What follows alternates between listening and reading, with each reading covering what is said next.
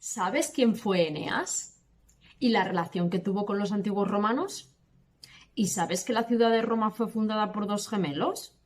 ¿Y que la loba que amamantó a esos dos gemelos llamados Rómulo y Remo en realidad no era una loba? Sí, ya lo sé, son muchas preguntas, pero si quieres la respuesta a todas ellas, ven y te lo cuento.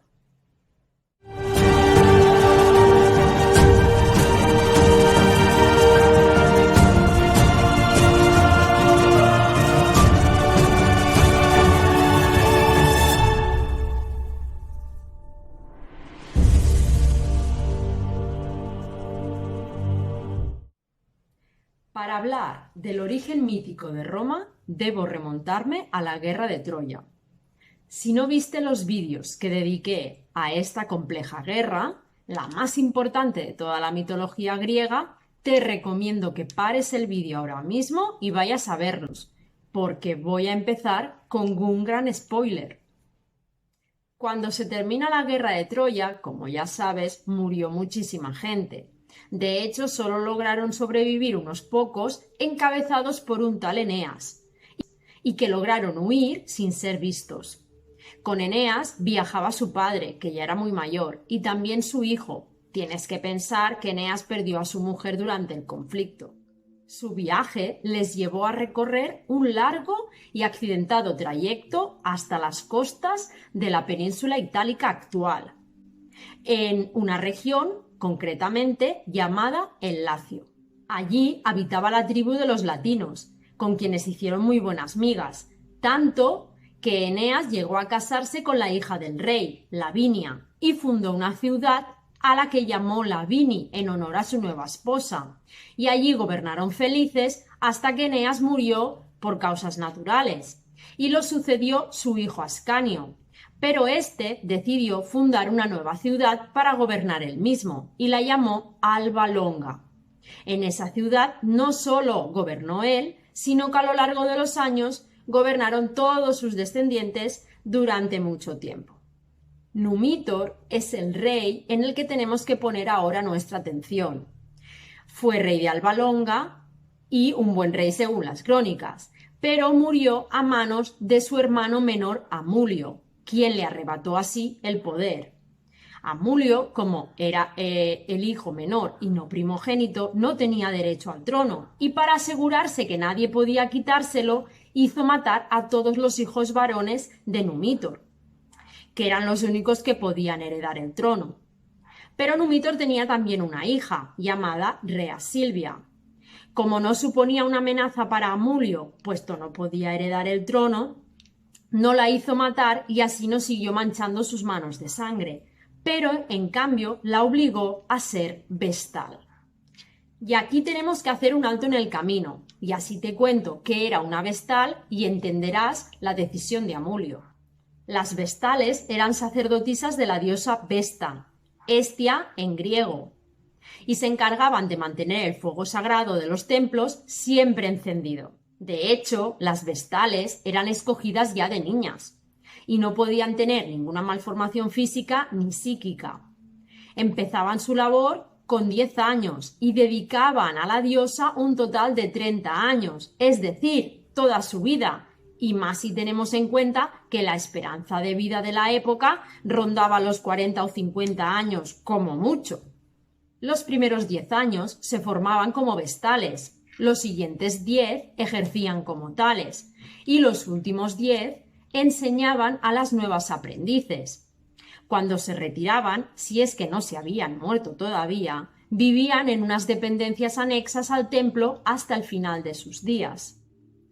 Todas las vestales tenían unas reglas muy estrictas que debían cumplir, entre ellas la castidad, es decir, que tenían que ser vírgenes durante toda su vida. Si alguna de ellas incumplía esta norma, era condenada a muerte. Y como no tenían conocimientos médicos para saber si una acusada era o no realmente virgen, lo que hacían era que las enterraban vivas en un zulo con una lámpara de aceite y un poco de comida. Si no eran culpables de lo que se las acusaba, la diosa las salvaría. Como ya puedes imaginar, todas las condenadas murieron. Y aquí vemos el por qué Amulio decidió obligar a Rea Silvia a ser vestal, porque así se aseguraba que nunca sería madre. Volvamos ahora al mito. La cosa es que Rea Silvia era una bellísima vestal y una joven muy sensata, pero cierto día Marte, el dios de la guerra, llamado Ares por los griegos, la conoció, se encaprichó de ella y la violó. Esto era algo bastante común en la época porque las mujeres básicamente eran vistas como meros receptáculos por los hombres. El problema fue que Rea Silvia, fruto de esa violación, se quedó embarazada. Ella sabía que pronto se enterarían de que había incumplido el voto de castidad. Sí, ya lo sé, fue una violación, no fue su culpa. Bueno, hoy en día no sería su culpa, pero en aquella época la culpable de una violación era la mujer por no haberse resistido. Ella sabía que la esperaba una muerte segura, por eso decidió huir y esconderse en un bosque, hasta que dio a luz no a uno, sino a 2 niños. Y como todavía seguían buscándola para condenarla a muerte, decidió salvarlos, los metió en una cesta y los arrojó al río Tíber. Sí, algo muy bíblico, ¿verdad? Ahora ya sabes de dónde sacó la idea la Biblia. Y aquí hay varias versiones. Unas dicen que Rea Silvia fue encontrada y condenada a muerte como vestal, y otras que fue su propio tío Amulio quien se encargó de matarla al saber que había huido. Sea como sea, Rea Silvia ya no aparece más en toda esta historia. Lo que nos interesa saber es qué pasó con esos 2 gemelos. Según la versión más típica del mito, nos dice que su cesta quedó encallada en las orillas del río y que sus llantos alertaron a una loba que estaba amamantando en su refugio a sus propios cachorros. Y esa misma loba los amamantó también a ellos, hasta que unos pastores encontraron a los niños y los adoptaron. Deja que te diga que loba en latín se llamaba lupa, pero que este nombre no solo designaba al animal hembra, sino que también lo usaban para llamar a las prostitutas, que trabajaban en los prostíbulos romanos llamados lupanares. ¿No es más creíble que estos 2 niños fueran amamantados por una mujer que también había tenido otro hijo y no por un animal salvaje? Ahí lo dejo.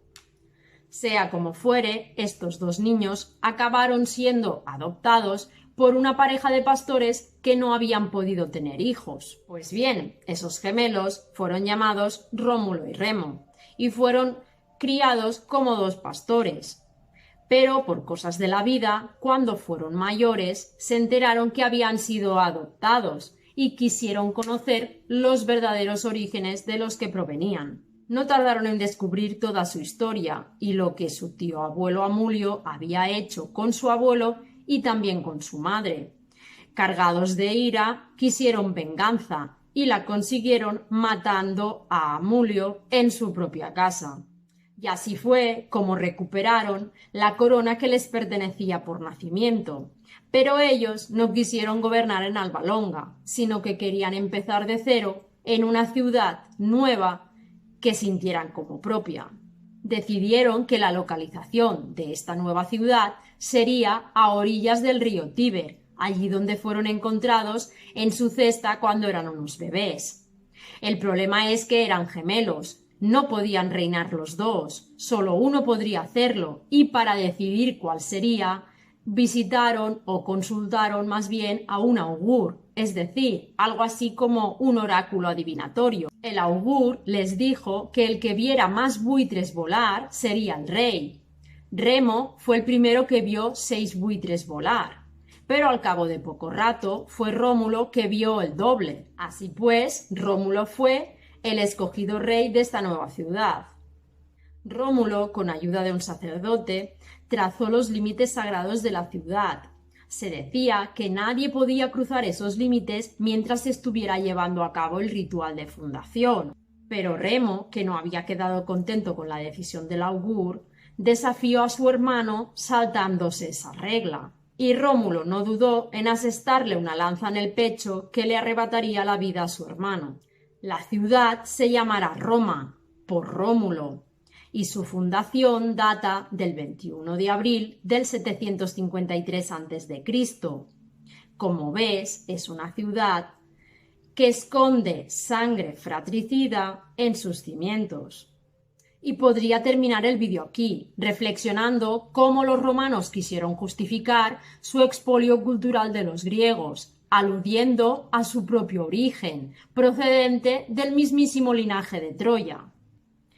Como ellos mismos eran griegos, no pasaba nada por copiar y pegar todo lo que les gustó de ellos, como alguna legislación, las divinidades a las que simplemente cambiaron el nombre, los mitos, la arquitectura, la escultura, bueno, todo el arte y mucho más. Sí que es verdad que los romanos crearon cosas propias y no quiero quitarles el mérito, pero este vídeo tenía el objetivo de explicar sus orígenes míticos. Pero no me gustaría quedarme solo con esto y me gustaría ir un poco más allá, puesto que una vez fundada la ciudad de Roma, resultó que no tenía habitantes. Y como puedes esperar, una ciudad necesita personas para ser una ciudad.